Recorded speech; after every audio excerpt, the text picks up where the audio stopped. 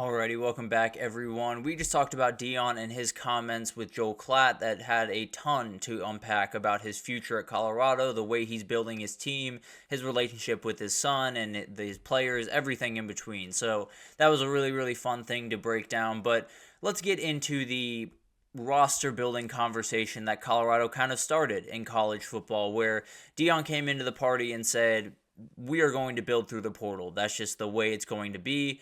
He has essentially flipped that entire roster over in 2 years through the portal, and it's been a really, really interesting thing to watch, and it's kind of started a conversation around college football where you wonder, what is the right way to go about recruiting? Is it through the portal, or is it, still high school recruiting? Is it still going bare bones and finding the guys from the high school level and developing them throughout their years? And this really started for me, Michael Bratton, or you might know him as SEC Mike on Twitter or something like that. He was on the Three Man Front podcast, and he was talking about Auburn and Hugh Freeze. And one of the big conversations, obviously, around Hugh Freeze, whenever he comes up in conversation, is the way that he, is going about business at Auburn. And there's a lot of questions about the different ways that he's kind of employing different strategies, I suppose. And he had just a number of bad takes about the way that Hugh Freeze is going about business. And there's no disrespect to SEC Mike. He makes tons of incredible content, but this was a rough couple of minutes for him. But he was talking about the way that Auburn has gone about roster building, and that's the one that I really want to zero in on. But there were a number that I didn't really fully agree with. First of all, he started his rant with a number of different takes about Hugh Freeze, but he started saying that they should have brought in a transfer quarterback this offseason. Obviously, they are rolling with Peyton Thorne. I think that was a good decision, frankly. I think they were more than a quarterback away. They had plenty to deal with before they got to that level of SEC play. So I think it was better to use your money in other directions and then maybe go find a quarterback next offseason if you need to. So I didn't necessarily fully agree with that one, but kind of understood where he was coming from. He also said that he doesn't think Hugh Freeze is that good of a coach because his entire reputation is built off these two Bama wins back in the day. Frankly, that's a really good reputation. If you can beat that Bama team any two times throughout that the reign that they had, it's remarkable. There's no two ways about that. I understand that he hasn't necessarily won a national title or gone to a playoff or done some of the things that some other big-time coaches in the country have done, but that doesn't mean that this dude isn't remarkable. That doesn't mean that this dude doesn't have the ability to make some noise in this conference and absolutely can be someone that finds his way up to the kind of top echelon of this conference with Auburn. But the one that I want to spend time on is the roster construction one, because that was by far the worst take that he had. And the take essentially was, he said, the way that he said he thinks that the way that Auburn is going about business with roster construction is the wrong way. He said building through high school is something that you could have done 4 or 5 years ago, but now you got to do the portal. The portal is the only way to build a winning team, and man, could he not be more wrong.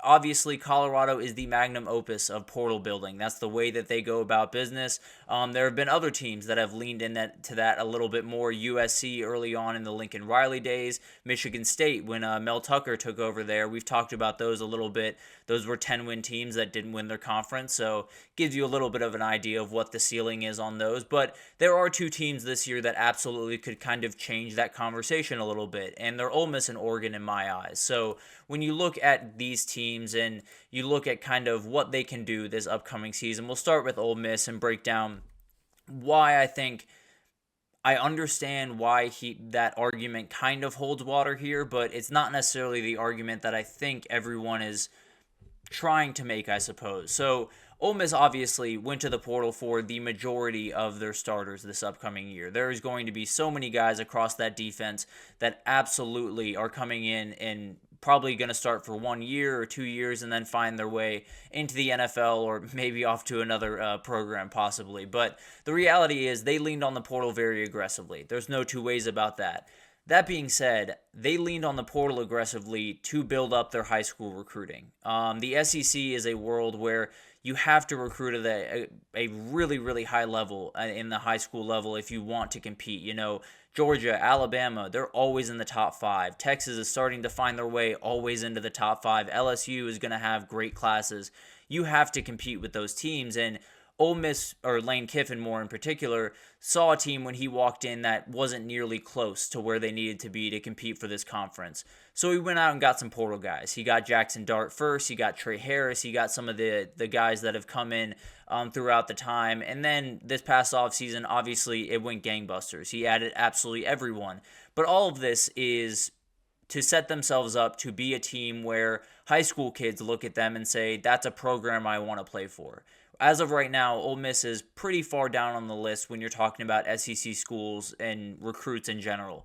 But Lane Kiffin is starting to change that because of the way he's used the portal and because of the way they're playing on the field because of that path. So it's not necessarily that he is using the portal to build his program. He's using the portal to build a team that then can propel him, I suppose, into the roster construction of high school recruiting. At least that's the way that I view it. I could be wrong. He could continue this path and continue bringing in 35 transfer portal guys every single year.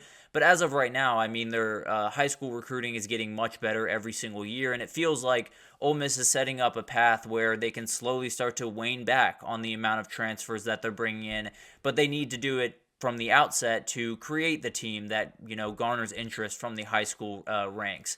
And then Oregon is kind of the opposite, a little bit different than what Ole Miss has to offer. The O-line at Oregon, 3 of the 5 starters are high school recruits, including the most important guy on the roster or on the offensive line for them, Josh Connerly. They also have Terrence Ferguson, the starting tight end, Jordan James, the starting running back, are high school guys. Huge positions for new quarterbacks coming in, which is something they've become pretty accustomed to up there in Eugene. The defense has tons of new transfer starters, but when you look at the depth, it's almost entirely high school kids. And also, when you look at the heart and soul and the communicator of that defense, Jeffrey Bassa, he's a high school recruit. So I think there's more players on Oregon that they are kind of the foundation that you build on, where you can bring in 25 transfer portal guys, but the really only way you can do that and be entirely successful, be national championship successful the way Oregon wants to be, is if you have that foundation of really good players before them. And also, on top of that, they're doing kind of the same thing that Ole Miss is doing, where you bring in a guy like Bo Nix a year ago and recruiting really starts to ramp up. Now you have Dylan Gabriel. If you put together another really good year, the recruiting is going to get absolutely insane out there. I mean, it really already has, to be totally honest with you, adding guys like Elijah Rushing and Gatlin Bear this past offseason. But the reality is, this is a program that they're not using the portal to win national titles. Well, they are this year. I don't mean to say that they're not trying to win a national title this year. What I mean to say is, they're using the portal as a means to get a better high school recruiting standpoint. They're using the portal as a means to put together a really good team for a year and then move forward from there as a high school driven team. At least that's the way that I view it. It could be that, maybe they win big and they continue down this path. But as I see it right now, both these schools are really leaning into trying to make sure their high school recruiting is as strong as possible, but the top line guys are transfer guys to let those high school guys develop, and then you bring them in and slowly start to tamper down the transfer guys. So it's a very interesting conversation. It could be something that changes very drastically this upcoming year, where you could have Colorado make a run. You could have one of these two teams make a run, and then you see some other teams, some bigger teams, possibly poke their nose a little bit more into the transfer portal world than in the past. But when you look at the rosters that stand out, opposed from these two, and there's another one in here that I'd like to throw in actually, but Ohio State, Georgia, and Texas, in my opinion, are the 3 best rosters in the country. I think Oregon could absolutely have an argument over Texas, so those are kind of splitting hairs. But regardless, those are 3 rosters that sit on the mountaintop in terms of rosters around the country. Bama is also kind of in that conversation, and when you look at Ohio State, Georgia, and Texas, almost every big-time player on that team is going to be a high school recruit. Now, obviously, some have utilized some transfer portal guys in different capacities, but Texas and UGA, the entire offensive line is high school recruits. They are building that entire thing. The majority of the defense are high school kids. Position groups they have leaned on, obviously, like Texas at wide receiver. UGA and Texas went out and got some D linemen. Obviously, they've utilized it in different parts, but it's been patching holes. It's not been, recreating a team and recreating an entire roster. It's been saying we have a really good structure here, but, there's a little bit of a hole that's leaking water right over there that we could just tape over with a transfer this year and then let the high school guys kind of come into the picture. So this is going to be a developing conversation. My take in a little bit could be totally different than it is right now, but as of right now, I have no problem with what Hugh Freeze is doing over at Auburn. Frankly, I think it's the right way to go about business. Bringing in guys like Walker White are going to be the guys that change your program.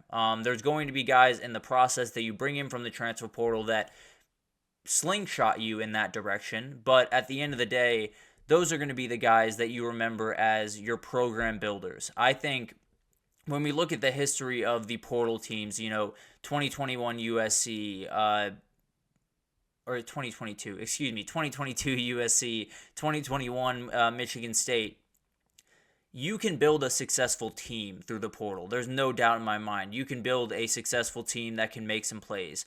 I don't think you can build a successful program. And I think Ole Miss knows that, and I think that's why they're recruiting hard. I think Oregon knows that, and that's why they're recruiting hard.